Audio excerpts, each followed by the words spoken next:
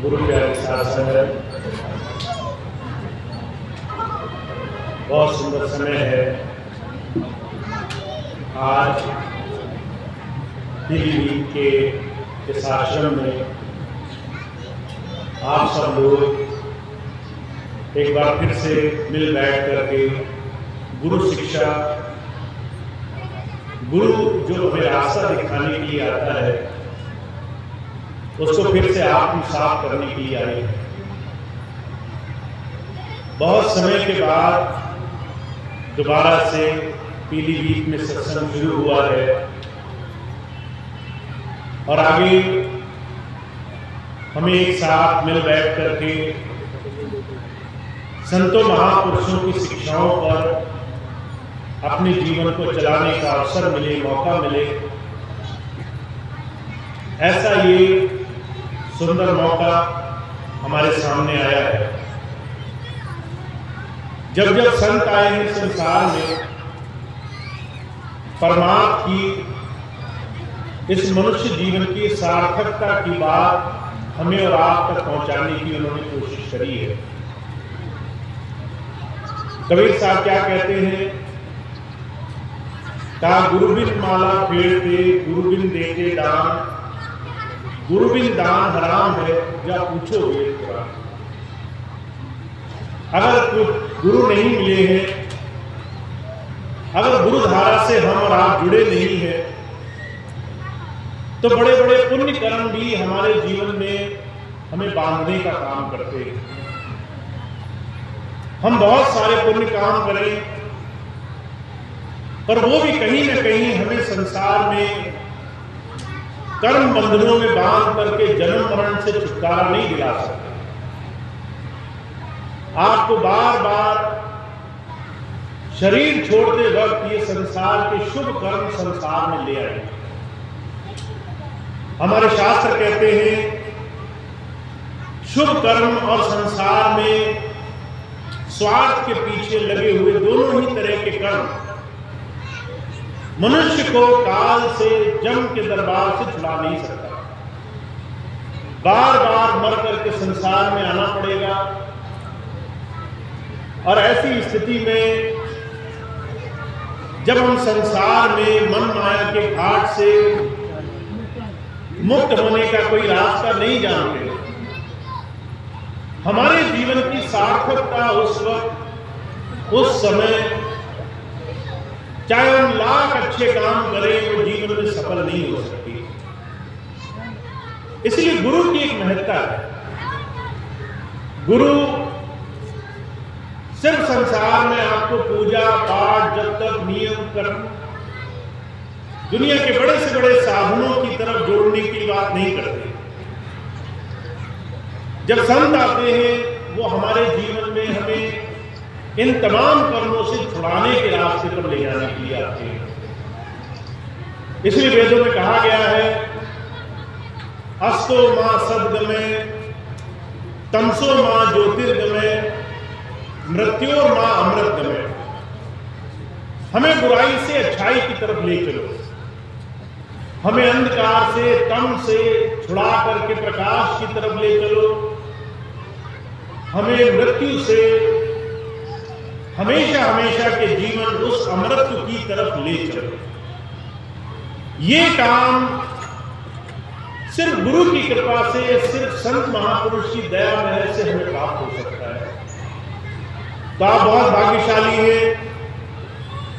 स्वामी जी महाराज की कृपा से आपको ऐसा रास्ता मिला हुआ है और इस समय काल में आपके सामने ये बात प्रत्यक्ष उदाहरण है कि चाहे काल कितना ही जोर लगाए, समय कैसा ही विपरीत आए, गुरुधारा हमेशा संभाल करती है। आज से 10 साल पहले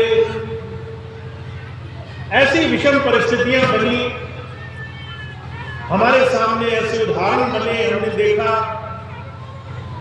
कि शायद इन 10 वर्षों में बिना गुरु के हम संसार में कहीं न कहीं भ्रमित हो जाएंगे, कहीं न कहीं काल माया हम पर हावी हो जाएगी मैंने ऐसे ऐसे लोगों की बात सुनी, ऐसे ऐसे लोगों को देखा जो संसार में भ्रमित हो गए।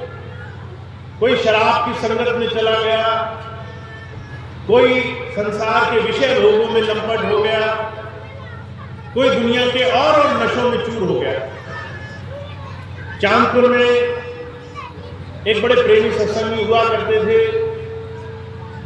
अभी जब कुछ दिन पहले मुझे मौका मिला तो मैंने पूछा, वो भाई कहाँ गए?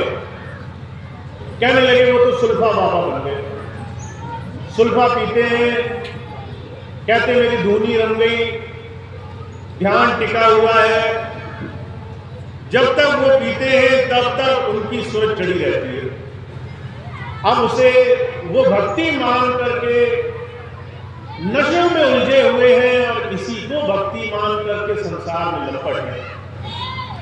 ऐसे में जब इन 10 वर्षों में हमने काल माया की बड़ी भारी आंधी देखी, आज की सदी में ये बात जीवंत उदाहरण है कि कैसे गुरु अपने जीवों की संभाल करता है।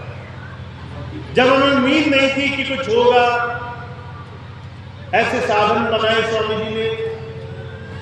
मेरे लाख मना करने के बावजूद मुझे आप सबके बीच में आना हुआ, और जब से आना हुआ तब से आप सबके प्रेम से, आप सबके लगाव से हम अपने जीवन में धीरे धीरे उस गुरु नाम की कमाई की तरफ फिर से जुड़ गए।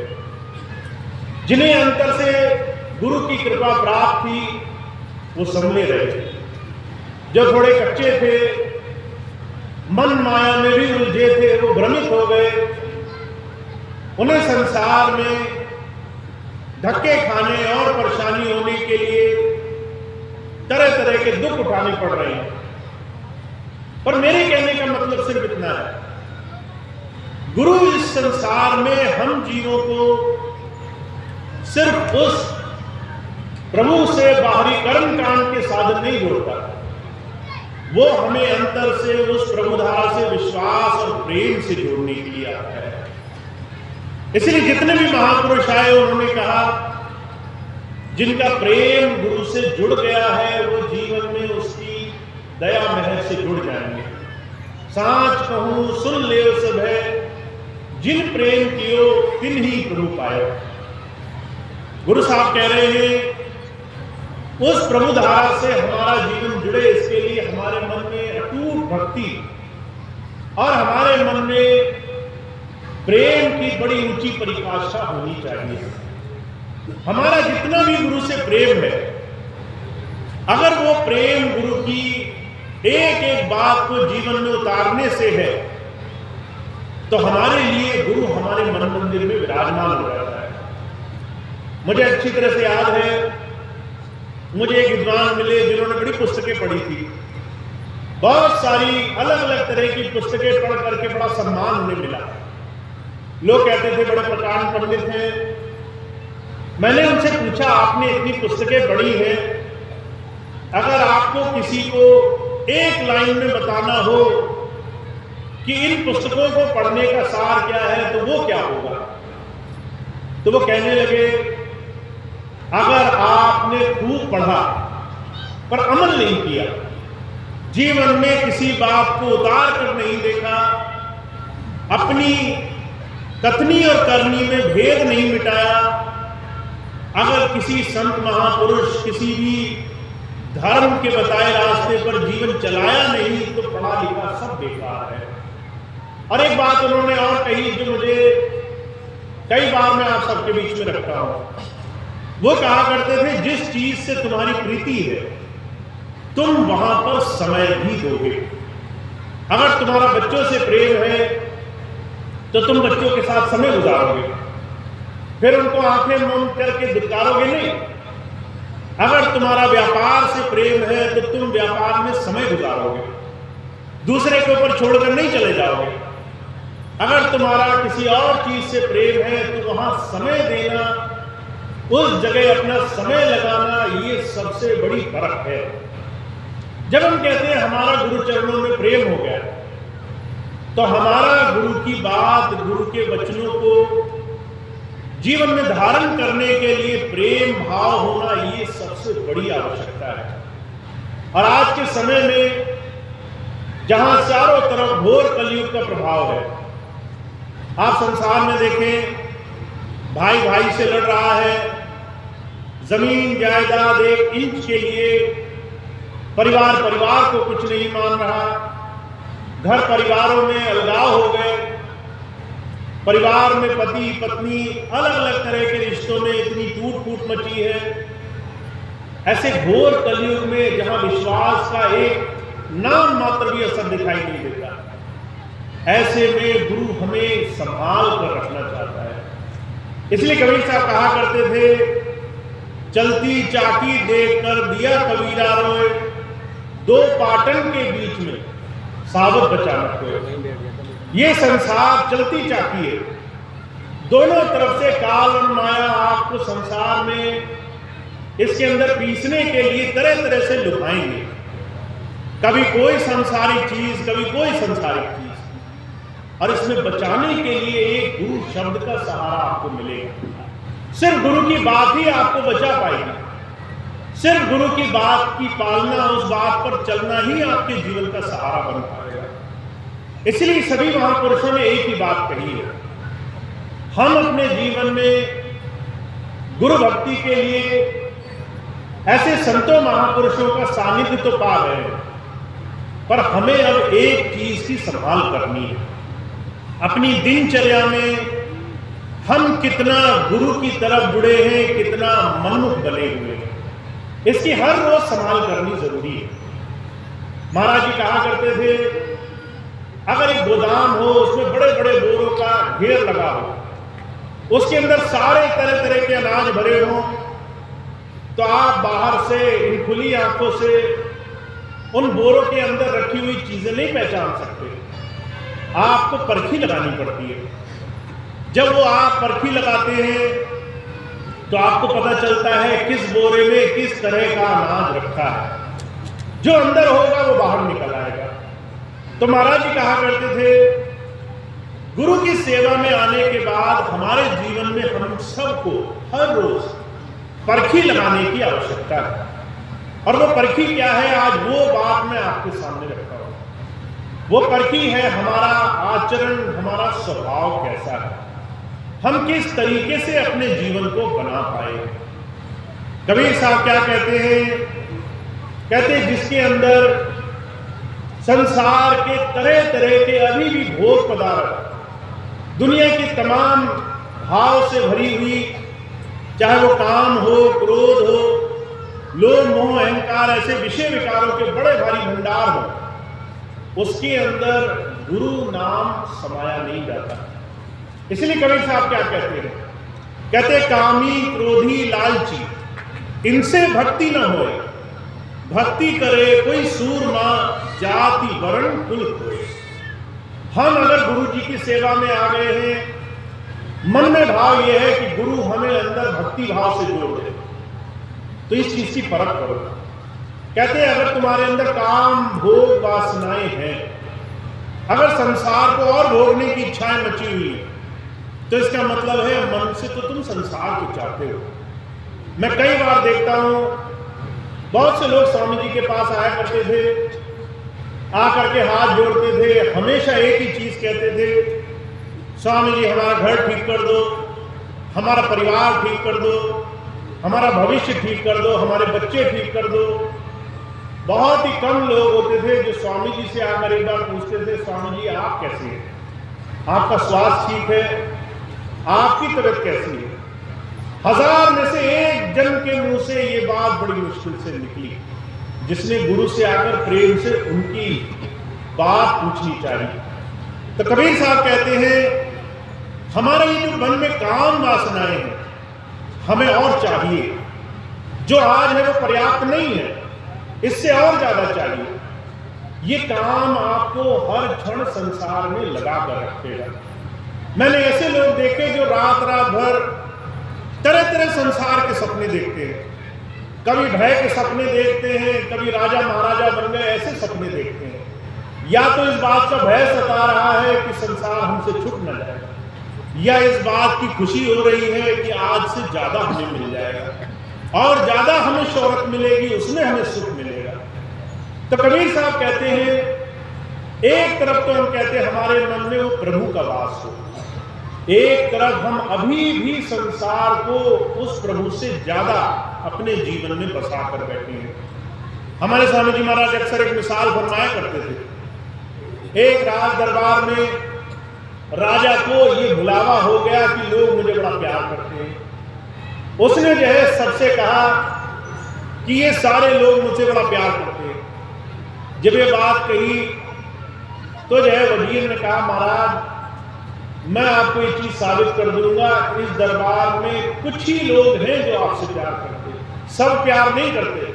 हर एक मीठी बोलने वाला, हर एक आपके सामने बड़ाई करने वाला आपको नहीं चाह रहा है, वो आपसे कुछ चाह रहा है। जब ये बात कही तो जो है राजा को विश्वास नहीं हुआ। तो वजीरों ने एक बाजार लगाया, मीना बाजार नाम था उसका। बड़ी बड़ी बेशकीमती चीजों की दुकानें लगाई, हीरे जवाहरात, रेशम, कपड़े, बड़ी से बड़ी, अच्छी से अच्छी, चमकदार से चमकदार चीजें लगाई। और सबको दरबार में सबको बोला, दरबार के जितने भी लोग आज इस बाजार में आएंगे, जो भी एक चीज उन्हें पसंद आएगी वो चीज वो ले जा सकते हैं, उसका उन्हें दाम नहीं भरना पड़ेगा। अब सारे लोग आए खुशी से, बाजार की चकाचौंध देख करके मतवाले हो गए।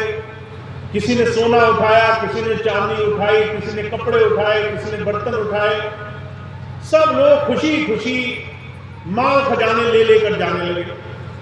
एक छोटी बच्ची आई, पूरा बाजार देखती गई, सबसे पूछती गई ये क्या है, ये क्या है। जब सारा बाजार देख लिया उसने, तो सबसे आखिरी में देखा एक जगह राजा अपने दरबारियों के साथ बैठा था। वहां गई, कहने लगी ये कौन है? तो किसी ने कहा ये तुम्हारा राजा है, इसी का राज है, इसी की संपत्ति है, सब कुछ इसी का है। अगर ये यहां बैठा है तो जो है उस लड़की ने पूछा, अगर मैं इसे चुन लूं तो क्या सारी चीजें मेरे पास आ जाएंगी? उस आदमी ने कहा जब सब कुछ इसी का है तो अगर तुमने इसे चुन लिया तो सब कुछ तुम्हारा हो जाएगा। लड़की नादान थी पर सबसे ज्यादा समझदार निकली। राजा को जाकर उसने हाथ लगाया, राजा खुश हुआ, राजा लड़की के साथ चला गया, साथ साथ पूरा मीना बाजार उठ गया। हुजूर कहा करते थे, जब हम उस प्रभु को पहले अपने दिल में बसाते हैं तो संसार की चीजें हमें अपने आप मिलने लग जाती है। जब पहले संसार को मन में बसाते हैं और गुरु को आखिर रखते हैं कि पहले संसार मिल जाए। अभी बहुत समय है, बुढ़ापे में गुरु जी को याद करेंगे तो न संसार मिलता है न गुरु मिलता है, खाली हाथ हमें बड़ा कष्ट उठाना पड़ता है। और स्वामी जी एक बात कहा करते थे, बच्चे मेरे हैं, संभाल तो मुझे ही करनी है। पर माँ होती है, कई बार बच्चे को प्यार से गोद में उठा लेना चाहती है। जब वो प्यार से नहीं मानता तो 2 थप्पड़ लगाती है, उसके पीछे पीछे बच्चे को रोते रोते भागना पड़ता है। बाद में जाके गोद तो उसे भी उठा लेती है पर थोड़ा कष्ट हो जाता है। तो जो कहा करते थे, हम संसार में जिस मन के अधीन है, उस मन में अगर अभी बदलाव नहीं आया, अगर हम इंतजार करते रहे कि कल करेंगे, परसों करेंगे, तो काम नहीं बनेगा। इसलिए कबीर साहब कहते हैं, काम है मन में, क्रोध है मन में, लालच है मन में, मन इन तमाम वासनाओं से भरा पड़ा है। और हम कहते हैं इस मन में गुरुजी तुम्हारा वास हो। ये कैसे संभव है? ये काम कैसे हो जाएगा जब हम पहले ही संसार की तरफ झुके हुए हैं? हुजूर कहा करते थे, आजकल जिस किसी परिवार में देखो, हर एक इंसान को क्रोध बहुत सताता है। बहुत से भाई बहन मेरे पास आते हैं, कहते भैया जी क्या करें, गुस्सा बहुत आ जाता है। जब देखो गुस्सा आ जाता है, कभी बच्चों से, कभी माता पिता से, कभी पत्नी से, कभी पति से, कभी परिवार में किसी और से। हम किसी की बात सुन के राजी नहीं है, हमें हर एक की बात में गलती दिखाई देती है। महाराज जी कहा करते थे, गुस्सा आने का एक ही कारण है, आपके हृदय में मैं समाया हुआ है। मैं कुछ हूं, मेरे करने से सब होना चाहिए, मेरे हिसाब से दुनिया चलनी चाहिए। मैं नहीं कहूं तो कोई हिले भी नहीं। हम इस मैं में, इस अहम में, इस मन मत में इतना जीवन में खोए हुए हैं, गुरु की बात हम सिर्फ एक कान से सुनते हैं, दूसरे कान से निकाल देते हैं। तो जो कहा करते थे, हम जिस सच्चे काम के लिए गुरु जी के पास आए हैं, उसकी शुरुआत कैसे होगी? जब आप कहना छोड़ करके करना शुरू करोगे, जब आप गुरु जी की बात को सिर्फ सुनोगे नहीं, उस पर आचरण करके दिखाओगे।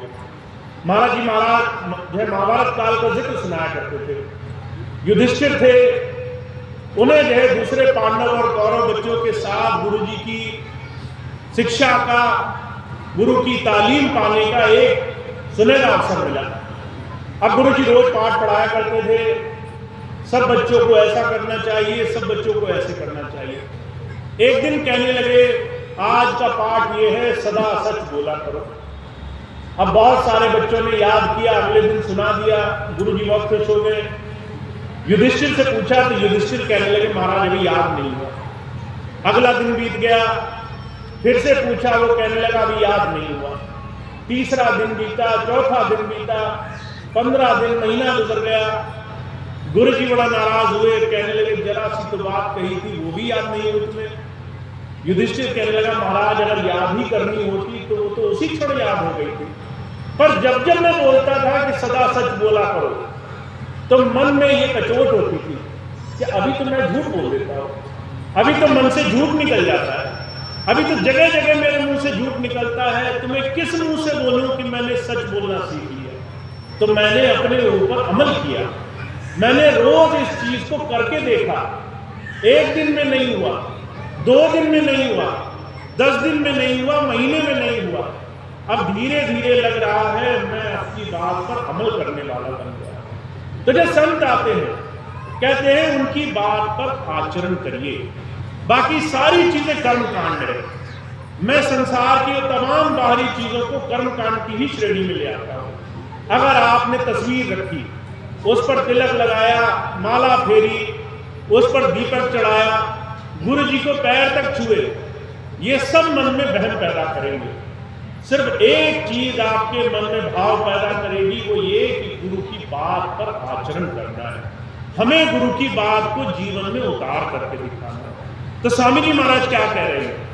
कहते काम, क्रोध, लोभ, मोह, अहंकार ये रोज आपके मन में जागेंगे, पर आप इनको कैसे दूर कर सकते हो? जब आप गुरु की बात को जीवन में रोज रोज धारण करने वाले होंगे। मुझे अच्छे से याद है, एक बार स्वामी जी के पास एक भाई गए। शुरू में स्वामी जी डायरी दिया करते थे पढ़ने को, कहते थे अपने जीवनों के विकारों को चुन चुन के निकाला करो। सत्संग में स्वामी जी कहने लगे, जितने मन के विकार हैं उनको चुन चुन करके निकालो। तो एक भाई आए, कहने लगे स्वामी जी आप क्या बात कह रहे हैं, मेरे अंदर तो एक भी विकार नहीं है, मैं तो बुराई करता ही नहीं हूं, मेरे से तो परमात्मा झूठ न बुलवाए, मैं तो इतना सीधा सच्चा आदमी हूं, कोई मुझ जैसा नहीं होगा। अब ये सब भ्रम हमें और आपको भी बहुत है। अगर हम आपसे बोले भाई गलत मत करो, तो हमें नाराजगी हो जाती है। हम कहते हैं हमें कैसे गलत बोल दिया, हम गलत कैसे कर सकते हैं। पर स्वामी जी कहने लगे ऐसा करो, घर जाना, ईमानदारी से मेरी एक बात मानना, अगर मन में एक गलत बात आए तो एक कंकड़ जो है अपने झोले में डाल लेना। अब उसने वो करना शुरू किया, पूरा दिन घूमा, जहां जहां मन में एक गलत बात आए एक कंकड़ उठाकर झोले में डाल लिया करें। शाम को गया, जैसे ही झोला उल्टा तो इतना ढेर इकट्ठा हो गया। मन में भाव आया, हे गुरु मैं तो कहता था मेरे अंदर एक विकार नहीं, यहाँ तो इतना ढेर लगा है, मुझे क्षमा करो ताकि मैं इनसे धीरे धीरे छुटकारा पा सकूं। तो हमारा ये भ्रम है कि हम संसार में बड़े साफ सुथरे हैं, मन से, तन से, धन से हम पूरी तरह से पवित्र हैं, पर ये मनमत ऐसा है जो आपको संसार की तरफ ले जा रहा है। तो इससे बचने का रास्ता क्या है? हुजूर कहा करते थे आपके पास 2 रास्ते हैं। पहला रास्ता ये है कि आप ज्यादा से ज्यादा समय गुरु की याद में गुजारने वाले हैं, गुरु की तरफ अपना ध्यान जोड़कर रखें। आप चलते हैं, आप काम करते हैं, आप किसी व्यापार में हैं, आप खाली बैठे हैं, आपका मन खाली है, और अगर आप महाराज जी कहा करते थे सिमरन नहीं करोगे तो संसार में दुनिया की बातें शुरू हो जाएंगी। अगर आप गुरु को याद नहीं करोगे तो दुनिया को याद करने लगोगे। अगर आप गुरु का ध्यान नहीं करोगे तो दुनिया का ध्यान मन में समाने लगेगा। तो आपके पास एक ही जरिया है, या तो गुरु को याद करो या दुनिया याद आती रहेगी, या तो चिंतन करो नहीं तो चिंता मन में बस जाएगी। तो स्वामी जी कहते हैं चलते फिरते याद बनाना ये एक तरीका है। आप खाना बनाओ, आप किसी को खाना परसो, आप किसी के साथ खाली बैठे हो, आपका समय खाली हो, मन खाली है, उसमें सिमरन जारी रखो। 5 शब्द का नाम दिया है, इसको मन मन में चलाते रहो। जब तक मन खाली रहे ये मन सिमरन की आदत डाल ले, ताकि ज्यादा से ज्यादा आपका ध्यान आपके गुरु की तरफ बना रहे। दूसरा साधन क्या है? आपके हर दिन में गुरु नाम समाया हुआ होना चाहिए। अगर आपका 24 घंटे की दिनचर्या है तो आप तभी अपने जीवन में किसी की सेवा के काम में लग सकते हो जब हर रोज गुरु की याद बनाने का व्रत प्रण लेकर के जीवन में आगे बढ़ोगे। आप तभी गुरु की भक्ति में लग सकते हो जब हर रोज इस सेवा के काम में अपने आप को जोड़ोगे, इस दिशा में अपने आप को ले जाना शुरू करोगे। तो महाराज जी कहा करते थे इसका एक ही सीधा सा नियम मानो। अगर आप ये कहते हो कि आप गुरु से प्रेम करते हो तो उसको इतना समय निकाल कर दो। आपके हर रोज में से आपको कम से कम 30 मिनट गुरु जी की याद में देना, उनके ध्यान में देना बहुत जरूरी है। कई बार मैं देखता हूँ बहुत से लोग कहते हैं कि 30 मिनट बहुत ज्यादा है, 10 मिनट कर दिए जाए, 5 मिनट कर दिए जाए। और कई बार मैं दूसरी तरफ देखता हूँ लोग एक दूसरे से दुनिया की चर्चा करते करते घंटों घंटों खड़े खड़े गुजार देते हैं। जहां आप दुनिया की चर्चाओं के लिए घंटों दे सकते हो, वहां कई बार गुरु की याद करने में 30 मिनट बड़े भारी लगते हैं। तो जो कहा करते थे ये मन की करतूत है।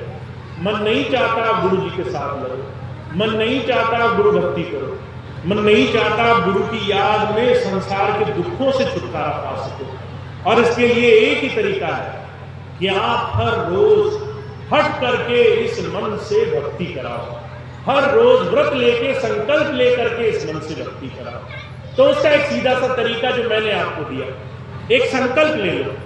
अभी कुछ दिन पहले नवरात्रि हुई, अभी कुछ दिन पहले बहुत से लोगों ने व्रत उपवास रखा ताकि सुख समृद्धि की कामना के लिए प्रार्थना करें परमात्मा से।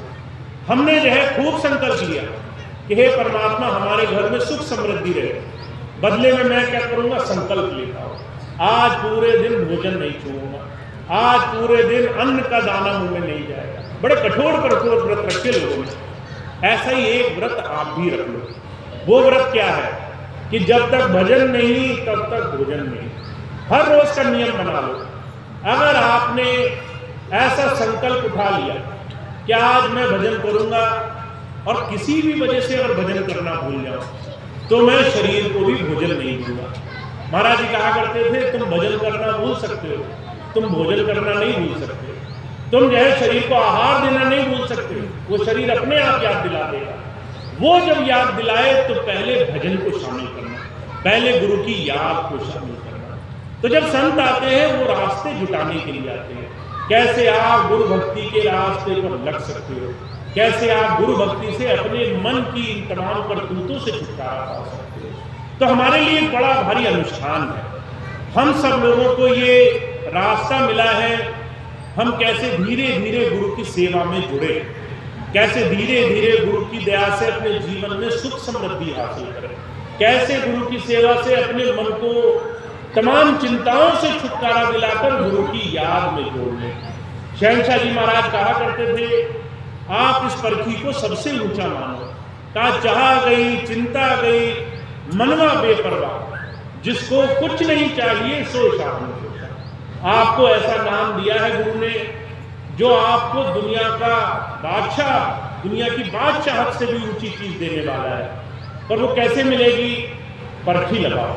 कहते अभी मन में अगर संसार की चाहत है, अगर चिंताएं हैं, अगर संसार की चीजों का डर सता रहा है, अगर बार बार हम छोटी छोटी चीजों से परेशान हो जा रहे हैं, तो इसका मतलब है अभी गुरु नाम से मन भाग रहा है, फौरन से गुरु नाम में लगाओ, फौरन से गुरु की याद में लगाओ। जब तक गुरु नाम नहीं लगोगे तब तक ये मन के तमाम तरह तरह के कष्ट जाएंगे नहीं, तब तक तमाम तरह तरह के दुख जाएंगे नहीं।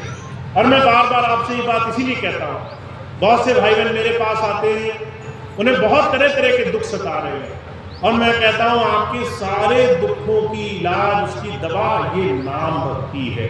सब रोगन की औषधि नाम, आपके सारे दुखों की दवा ये नाम, गुरु की याद बनाए रखना है। तो आप इस चीज को मूल मंत्र मान लो। खास तौर से बहनें और भाई जो है ज्यादा परेशान रहते हैं, वो समझ लें अभी नाम भक्ति में और सच्चे दिल से समय गुजारना है, और ज्यादा मन गुरु की याद में लगाकर रखना है। तो मैं बार बार सिर्फ एक ही चीज आपके सामने रखता हूँ कि स्वामी जी ने हमें एक बड़ा सुंदर साधन दिया है, कैसे हम अपने जीवन को सार्थक करें, कैसे अपने जीवन को तमाम सांसारिक दुखों से, परेशानियों से बचाएं, कैसे अपने जीवन को सुख समृद्धि की तरफ ले चलें, कैसे अपने जीवन में उस परमात्मा के नाम से अंतर शांति और स्थिरता हमारे बनने लगता है। पर उसका एक ही तरीका है, हमें अब कहना नहीं है, हमें गुरु की बात पर जीवन उतारना है, करके दिखाना है। अगर वो कहते हैं रोज करो, तो थोड़ा थोड़ा समय देना शुरू कर दो, थोड़ा थोड़ा समय उधर लगाना शुरू कर दो, सच्चे दिल से, सच्चे भाव से।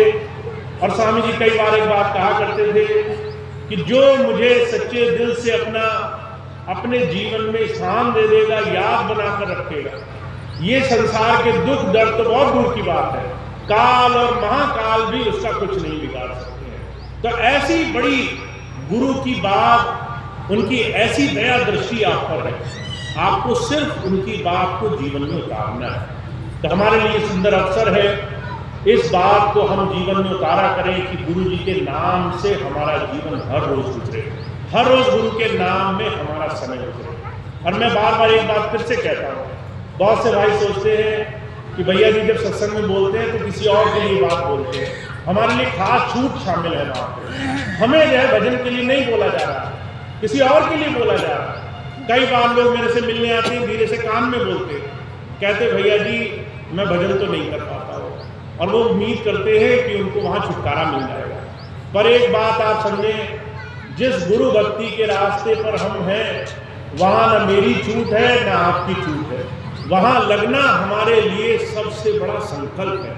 तो संकल्प के आगे किसी की छूट नहीं है। तो आप ये मत सोचिए बिना करे एक को ज्यादा मिल जाएगा, दूसरे का कुछ भी भला नहीं होगा।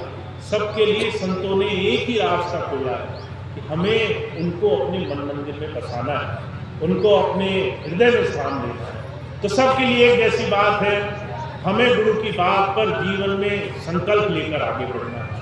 तो आप इतनी बात अपने जीवन का मूल मंत्र बना लें।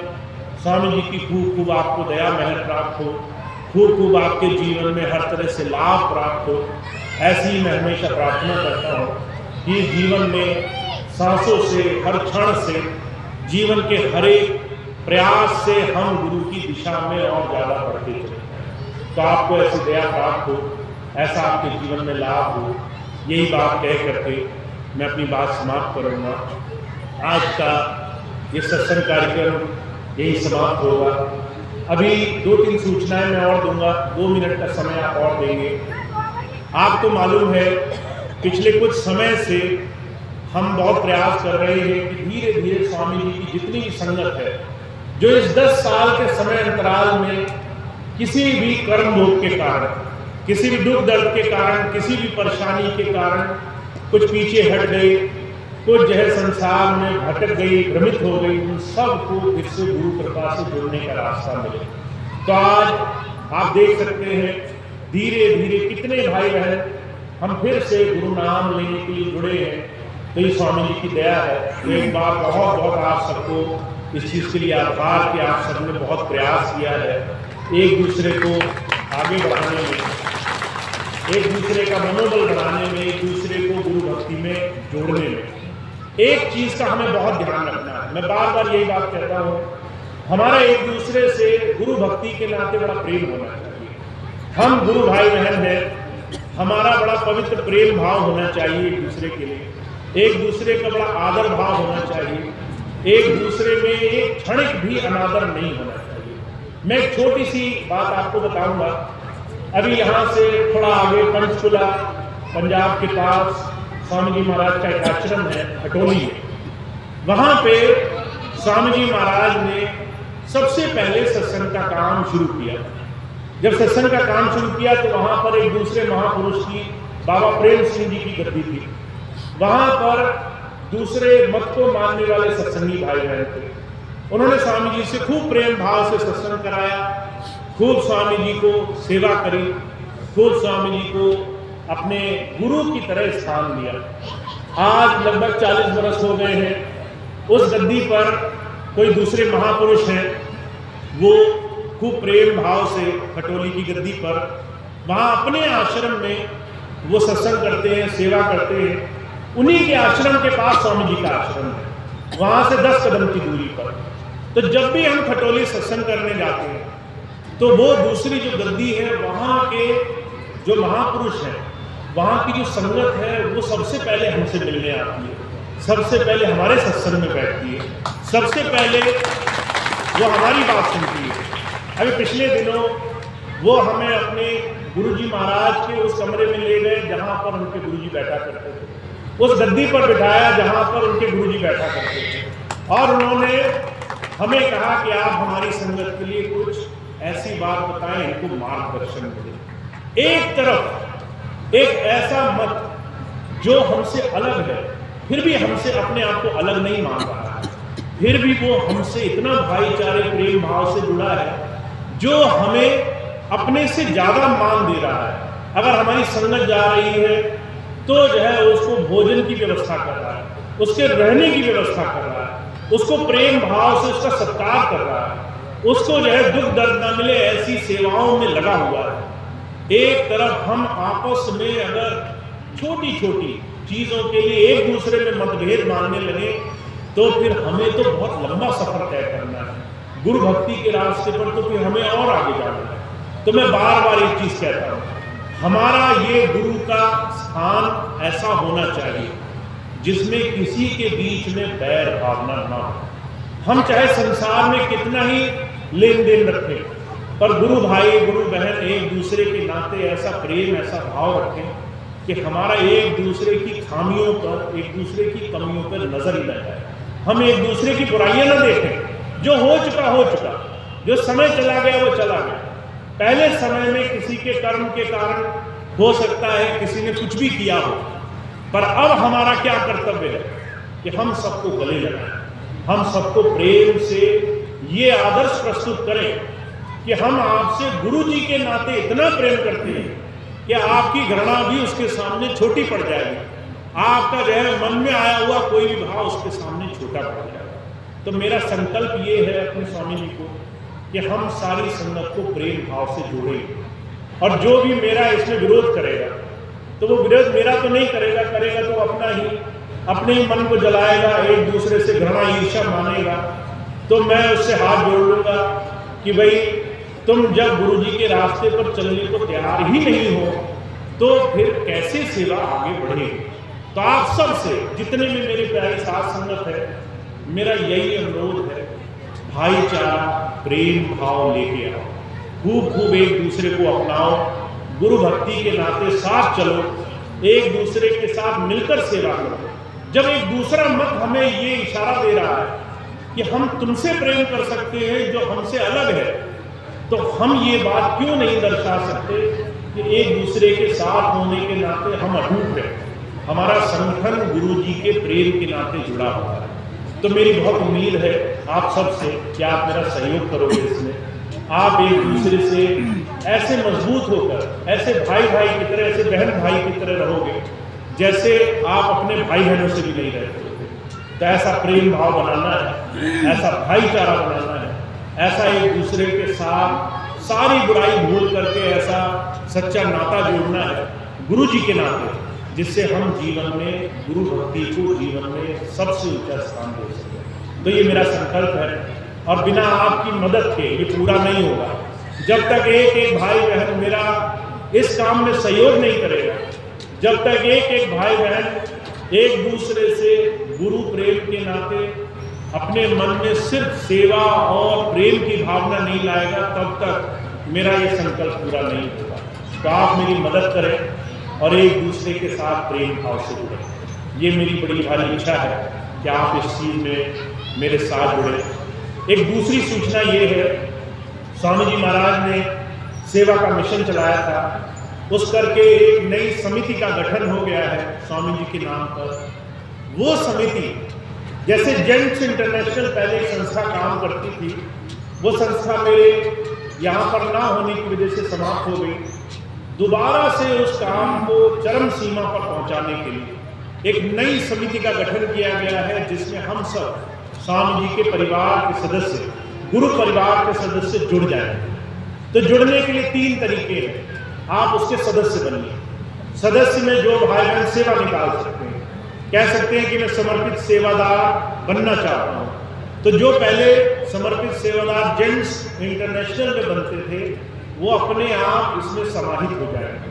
उनको कुछ करना नहीं होगा, वो अपने आप अगले साल से इस समिति के सदस्य, समर्पित सदस्य बन जाएंगे।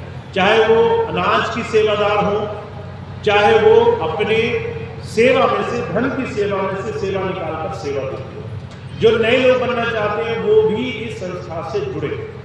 जो कहते हैं हमारे पास धन की सेवा नहीं है, वो सामान्य सदस्य बने, नाम जरूर लिखाएं, ताकि आप सब लोग स्वामी जी के इस परिवार का हिस्सा बने। और जो भाई बहन आजीवन सदस्य बनना चाहते हैं, 10 साल के लिए इकट्ठा एक बार में जुड़ना चाहते हैं, वो मेरे पास आएंगे। उनके सदस्य वो मेरे से बन सकते हैं, ताकि इस संस्था के सदस्य बनकर के सेवा कार्यों में बहुत ज़्यादा अपना सहयोग दें। तो ये आपके सामने दूसरी बड़ी खास सूचना है। और इन 2 सूचनाओं से कि हमें एक दूसरे से जुड़ना है, दूसरा हमें स्वामी जी की सेवा के मिशन में आगे बढ़ना है, इन 2 खास बातों से हम अपने पूरे क्षेत्र में, पीलीभीत क्षेत्र में, आसपास के क्षेत्रों में ऐसी लहर गुरु नाम की दौड़ाने में सहयोग करेंगे, जिससे जन जन में ये बात फैल जाए कि स्वामी जी और उनकी दया महर से सब लोग दोबारा से इस सच्चे रास्ते से जुड़कर लाभ उठा रहे हैं। तो मेरी इतनी बात थी।